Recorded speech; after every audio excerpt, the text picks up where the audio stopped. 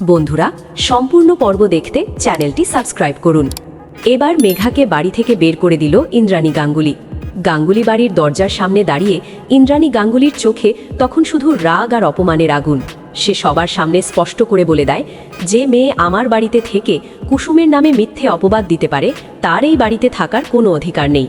মেঘা কাঁদতে কাঁদতে বোঝানোর চেষ্টা করলেও ইন্দ্রাণীর মন একটুও নরম হয় না। আয়ুষ্মান অবাক হয়ে মায়ের দিকে তাকিয়ে থাকে। একদিকে কুসুমের হঠাৎ চলে যাওয়া, অন্যদিকে মেঘার বিরুদ্ধে এমন অভিযোগ, সব মিলিয়ে পরিস্থিতি ভীষণ জটিল হয়ে ওঠে।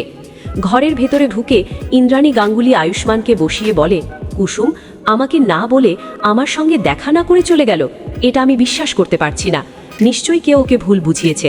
আয়ুষ্মান ধীরে বলে, মা, কুসুম ফিরুক, আমি ওর সঙ্গে কথা বলবো, সত্যিটা জানা দরকার। কিন্তু ইন্দ্রাণী এবার দৃঢ় গলায় জানিয়ে দেয়, কথা বলার কোনো প্রয়োজন নেই। আগে মেঘা আমার প্রশ্নের উত্তর দিক। ও কেন কুসুমের নামে মিথ্যে বলল, ওর জবাব ওকেই দিতে হবে। এদিকে বাড়ির বাইরে দাঁড়িয়ে মেঘা ভেঙে পড়ে। সে মনে মনে ভাবে, তার একটা ভুল সিদ্ধান্ত এত বড় ঝড় তুলবে সে কখনো ভাবেনি।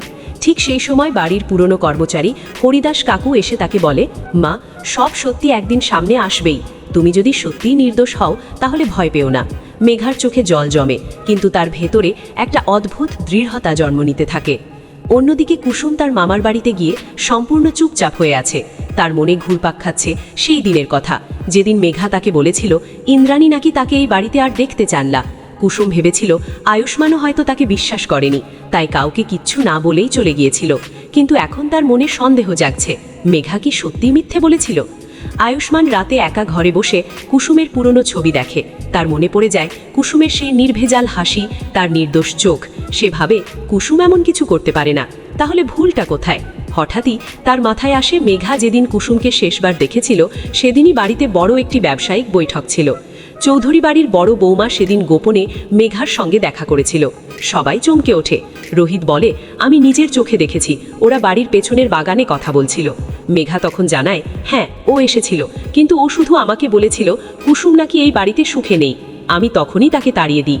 ইন্দ্রাণী গাঙ্গুলির মনে সন্দেহ আরও গভীর হয়। সে বুঝতে পারে এই বাড়িকে ভাঙার জন্য কেউ পরিকল্পনা করে ফাঁদ পেতেছে, কিন্তু তবুও তার প্রশ্ন থেকে যায়, মেঘা কি পুরো সত্যিটা বলছে? এদিকে কুসুম হঠাৎই সিদ্ধান্ত নেয় সে আর পালিয়ে থাকবে না। সে সরাসরি গাঙ্গুলি বাড়িতে ফিরে আসে। দরজায় দাঁড়িয়ে সে বলে, আমি সত্যিটা জানতে এসেছি। ইন্দ্রাণী গাঙ্গুলি অবাক হয়ে যায়, কিন্তু তার চোখে একটুখানি স্বস্তির ছায়াও দেখা যায়। আয়ুষ্মান এগিয়ে এসে কুসুমকে বলে, তুমি কেন না বলে চলে গেলে? কুসুম কাঁদতে কাঁদতে জানায়, মেঘা আমাকে বলেছিল তুমি আর মা আমাকে বিশ্বাস করো না। আমি ভেবেছিলাম আমার থাকার কোনো অধিকার নেই। সবাইয়ের সামনে মেঘা তখন ভেঙে পড়ে। সে স্বীকার করে, আমি কুসুমকে ভুল বোঝাতে চাইনি, আমি শুধু চেয়েছিলাম বাড়িতে ঝামেলা কমুক, কিন্তু হয়তো আমার কথার ভুল মানে হয়েছে। ইন্দ্রাণী গাঙ্গুলি গভীরভাবে তাকিয়ে থাকে মেঘার দিকে। সে বুঝতে পারে মেঘার মধ্যে খারাপ উদ্দেশ্য ছিল না, কিন্তু তার অসতর্ক কথাই এত বড় ভুল বোঝাবুঝির জন্ম দিয়েছে।